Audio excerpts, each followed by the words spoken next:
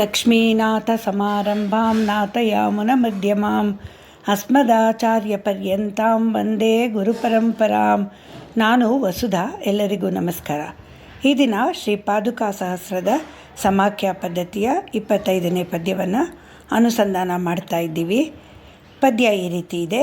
ಆಕರ್ಣ್ಯ ಕರ್ಣಾಮೃತಮಾತ್ಮವಂತಹ ಗಾದಾ ಸಹಸ್ರಂ ಷಟಕೋಪಸೂರೇಃ ಮಂಜುಪ್ರಣಾದಾಂ ಮಣಿಪಾದುಕೆ ತ್ವಾಂ ತದೇಕನಾಮಾನ ಮನುಸ್ಮರಂತಿ.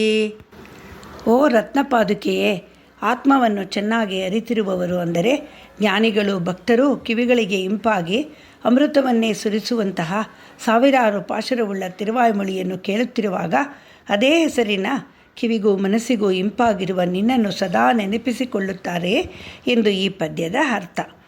ಆತ್ಮವಂತನಾದ ಮುಮುಕ್ಷುವು ಅಂದರೆ ಮೋಕ್ಷವನ್ನು ಅಪೇಕ್ಷಿಸುವ ಜ್ಞಾನಿಗಳು. ನಮ್ಮಾಳ್ವಾರರ ತಿರುವಾಯ್ಮೊಳಿಯನ್ನು ಕೇಳುತ್ತಾ ಕರ್ಮಯೋಗ, ಜ್ಞಾನಯೋಗ, ಭಕ್ತಿಯೋಗಗಳಿಗಿಂತಲೂ ಸುಲಭವಾದ ದಾರಿಯಲ್ಲಿ ಮೋಕ್ಷ ಸಾಧನಳಾದ ಶ್ರೀ ಪಾದುಕಾದೇವಿಯನ್ನು, ಶರಣಾಗತರನ್ನು ರಕ್ಷಿಸುವ ಮಹಾಮಹಿಮಳನ್ನು ಸದಾ ನೆನಪಿಸುವ ಹಾಗೆ ಎಂದು ಹೇಳಿದ್ದಾರೆ ವೇದಾಂತ ದೇಶಿಕರು.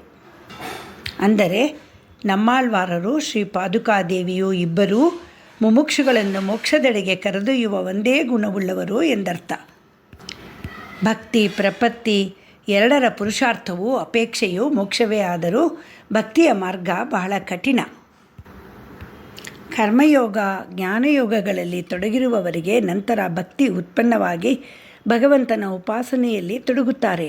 ಅಂತಹ ಭಕ್ತಿ 32 ಬ್ರಹ್ಮವಿದ್ಯೆಗಳನ್ನು ಒಳಗೊಂಡಿರುತ್ತದೆ.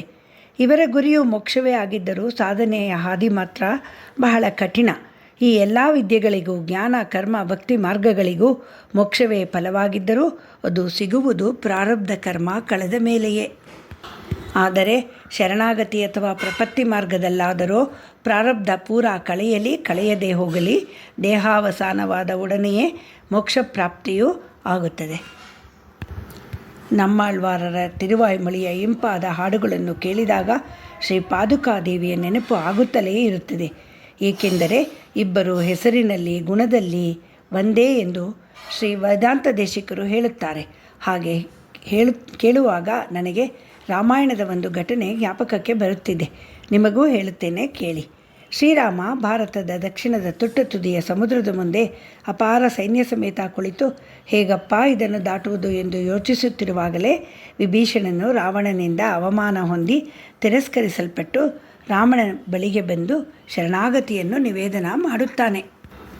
ಆಗ ಶ್ರೀರಾಮನು ಅವನನ್ನು ಸೇರಿಸಿಕೊಳ್ಳುವುದೋ ಬೇಡವೋ ನಿಮ್ಮ ಅಭಿಪ್ರಾಯ ತಿಳಿಸಿ ಎಂದು ರಾಜ ಸುಗ್ರೀವನನ್ನು, ಅಂಗದನನ್ನು, ನಳ, ನೀಲ, ಜಾಂಬವಂತ, ಹನುಮಂತರನ್ನು ಅಭಿಪ್ರಾಯ ಕೇಳುತ್ತಾನೆ.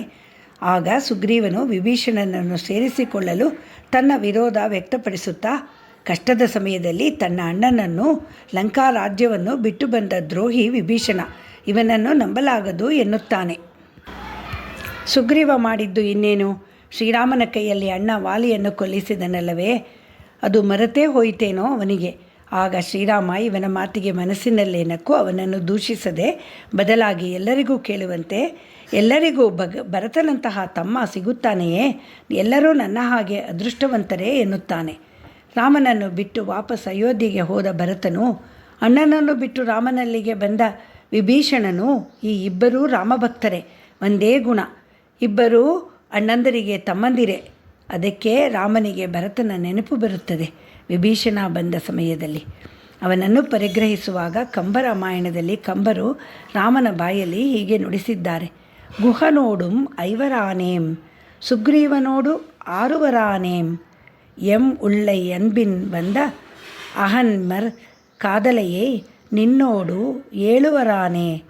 ಗುಹ ಸಿಕ್ಕಿದಾಗ ನಾವು 5 ಜನರಾದೆವು, ಸುಗ್ರೀವನೊಡನೆ 6 ಜನರಾದೆವು. ವಿಭೀಷಣ, ನಿನ್ನೊಡನೆ ಸೇರಿ ನಾವು 7 ಜನ ಮಕ್ಕಳಾದೆವು ನಮ್ಮ ತಂದೆ ದಶರಥ ಮಹಾರಾಜನಿಗೆ ಎನ್ನುತ್ತಾನೆ ಶ್ರೀರಾಮಚಂದ್ರ. ಶ್ರೀರಾಮಚಂದ್ರ ಪರಬ್ರಹ್ಮಣೇ ನಮಃ. ಶ್ರೀರಂಗಮಣಿ ಪಾದುಕಾಭ್ಯಾಂ ನಮಃ. ಶ್ರೀ ನಿಗಮಾಂತ ಮಹಾದೇಶಿಕಾಯ ನಮಃ. ಭಗವಂತನಲ್ಲಿ, ಆಚಾರ್ಯರಲ್ಲಿ ಜ್ಞಾನ, ಭಕ್ತಿ, ವೈರಾಗ್ಯ, ಪ್ರಪನ್ನತ್ವಗಳನ್ನು ಬೇಡುತ್ತಾ ನಾಳೆಯ ದಿನ 26ನೇ ಪದ್ಯದ ಅನುಸಂಧಾನವನ್ನು ಮಾಡೋಣ.